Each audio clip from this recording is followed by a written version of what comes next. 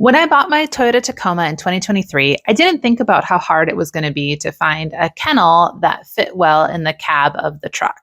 At the time of my truck purchase, I had an old 12-year-old dog who rode in the car amazingly well. Just put a bed down, she'd sleep for the duration, we'd get to our destination, go hiking, and everything was good.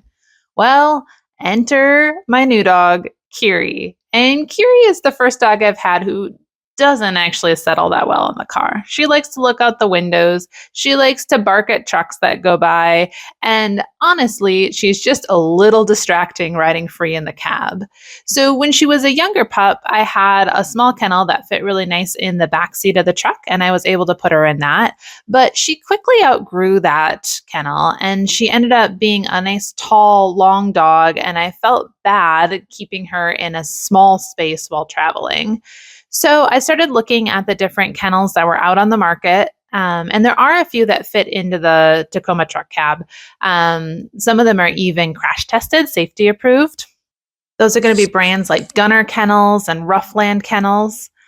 I love the look of the Roughland Kennels. They're nice and cute, bright pink colors. You can get them so there's a door on both sides of the kennel. But the sizes that fit well in the Toyota Tacoma back seat were all a little bit short for Kiri. She's about 20 inches at the shoulders, and her head is taller than that when she sits. And a lot of the kennels only go to like 23, 24 inches, so her head is almost hitting the ceiling when she's sitting down. Add into that the fact that I also was hoping to have something that I could see through to see to the back window of the truck cab. And also, I really wanted a door that she could be let out of to come forward into the front seat if I wanted to allow her to sit up front in the front of the truck. So I really was looking for a custom design. And you know what? Turns out you can build just about anything if you want to. So in this week's video, we're going to be building a custom kennel for Kiri. One of the nice features of the Toyota Tacoma is that you can fold the back seats down to make a fairly flat surface. So I decided to make Kiri's kennel fit just the one side of the seat, so the wider, it's a 60-40 split in the back of the truck. And so we folded down the 60 side and used that as kind of our base. One of the limiting factors in the size of the kennel is if it fits through the door of the Toyota Tacoma. So that's kind of limiting our height and our width. As you guys know from the truck camper build, I prefer working with wood materials when I can. And so we decided to build this kennel out of plywood, 2x2, and then I used some garden lattice that's a little more plastic for some of the framing and the walls of the kennel.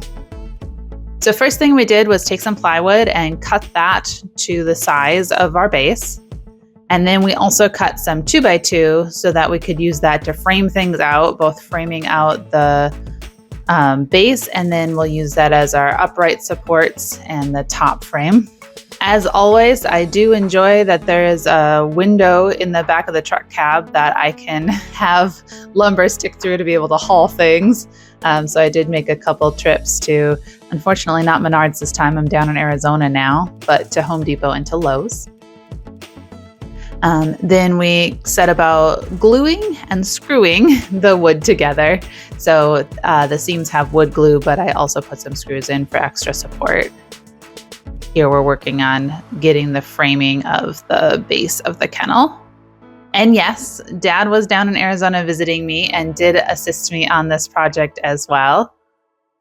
It's always more fun for me to do build projects with a partner.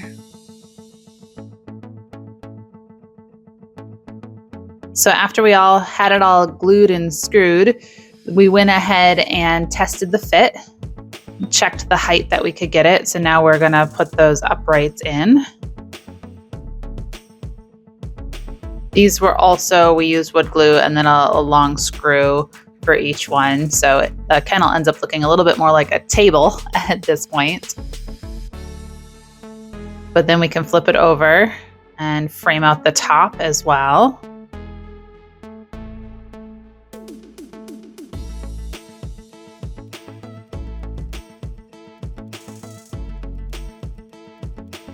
And after we have the top framed out, we essentially have an open box.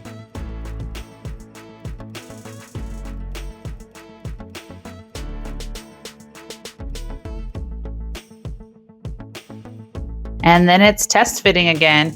Unfortunately, it was a little bit too wide to be able to slide in, so we had to saw off a little edge piece and try it again. Taking that edge did make a difference, and we were able to get it around the door frame and into the backseat of the car. Again, trying to make this as big as possible so that it's comfortable for Kiri. I do make some long road trips. You know, I'm driving from Arizona to Minnesota back and forth, and so want her to have as much space as possible. After we had that all framed out, then it was time to get some lattice applied to the outside. I liked the lattice because it had good airflow, lots of holes. I can see through it. It has big enough holes that I can feed treats through it also. And then it has kind of a nice finished look to it. You'll notice here that the lattice is a little bit taller than the wood frame. And this was on purpose. Again, the limit in height was really to get the kennel into the back seat so it can go in and out. But we had a little bit more room on the front part of the kennel than we do on the back edge. So we were able to make one side a little bit taller. So lattice is made there, and then to get a nice finished edge, we just use kind of a U-shaped plastic that's made to edge the lattice. They're sold next to each other at the lumber stores. I don't have quite as many tools at my house compared to what my father has at his, but I do have a little manual miter saw, so able to make some 45-degree angles with that tool. That's a nice inexpensive tool that comes in handy for making good cuts. Not quite as good as the electric powered one I could use at my father's house. After we had the cuts for the edging so that we could put that together, the next thing we wanted to work on was getting a door in the front of the kennel so that I can open that up and allow Kiri to come through into the front seat when I'd like her to. So we had framed out the door frame. You'll notice that it doesn't go all the way to the bottom, and that's just that you can get over the seat in the center console. And then we were able to take the circular saw and just cut out that hole in the lattice. We use the frame as the guide, and then we'll use that cutout piece, just cut it down a little bit in size, and that will be the door itself. Again, where you're going to use that U-channel edging to make the edge of the door good and not sharp, but not going to catch on anything. Gives it a nice finished look too. So it was back to the miter saw to cut the edging for the door. Helps to have someone stand on it so it doesn't shake around while you're cutting. And then we used Loctite glue to glue the edges on.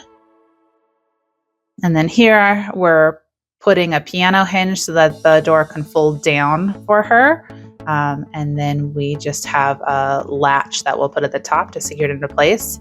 Now, everything in the car has potential for rattling.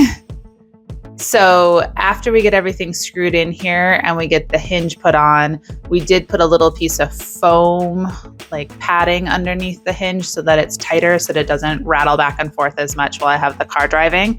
Now, I've been on a few road trips with this kennel. There are a couple of rattling areas that I still need to work on, but this part does pretty well and I don't hear it rattle too much. And so it's essentially just a gate closure that we used. So it latches up and then I can turn the knob to lock it. And this door does fold down so that it rests on my center console when it's open. It's just short enough that it doesn't really impact my elbow or where I have my arm sitting on the center console when it's folded down. But it's almost a little long.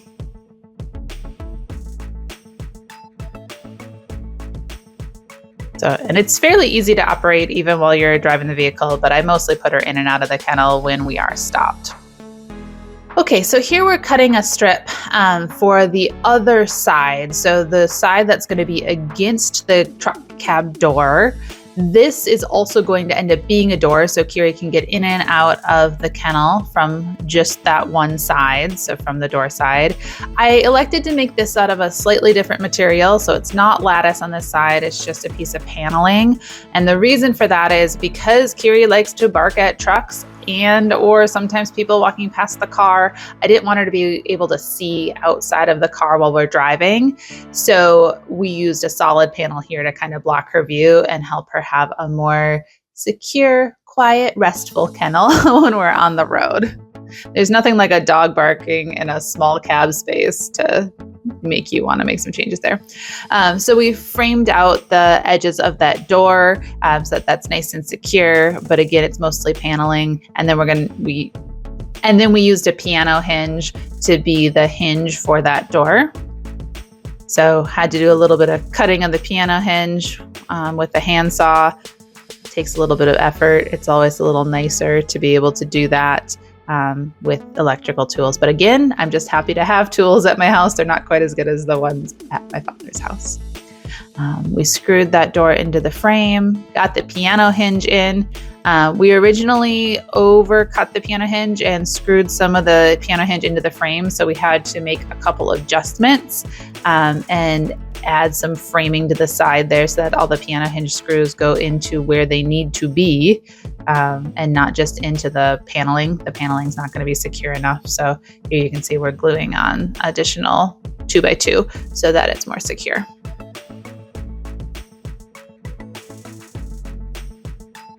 And after we did that, it opened and closed much better, and we were able to put all the rest of the screws into the piano hinge.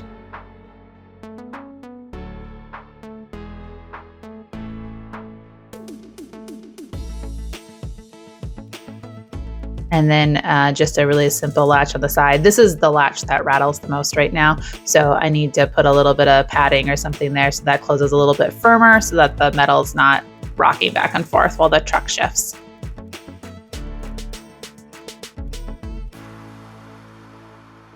And voila, there is the kennel.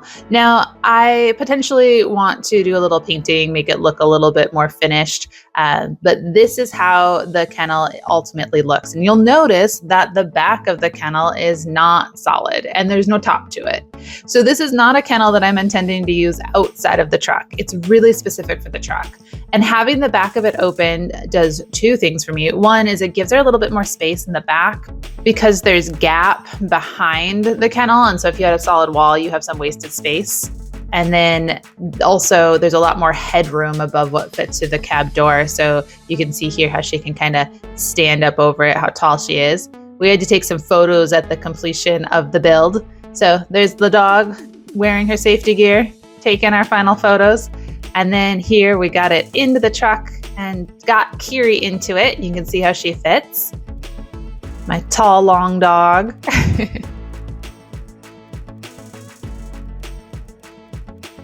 And then here's the door that comes forward. And you can see how she fits through that. So I can just turn that latch, open it up, lay that down on the center console, and then she can come through it. She's a little distracted at the beginning of this video because I gave her some treats to go in there for the first time. So she's eating those before she comes forward on this video.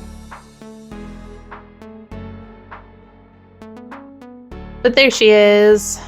So she can look out of it and stay inside of it is one option. And then she fits really nicely through that door in the front. Again, this is custom fit, so it wouldn't be perfect for a larger dog, but she's small enough to be able to go through the center console area there and slide right on in. The kennel does block my view out of the passenger back window a fair amount, and when the door is latched up, it's hard for me to see through my back cab window.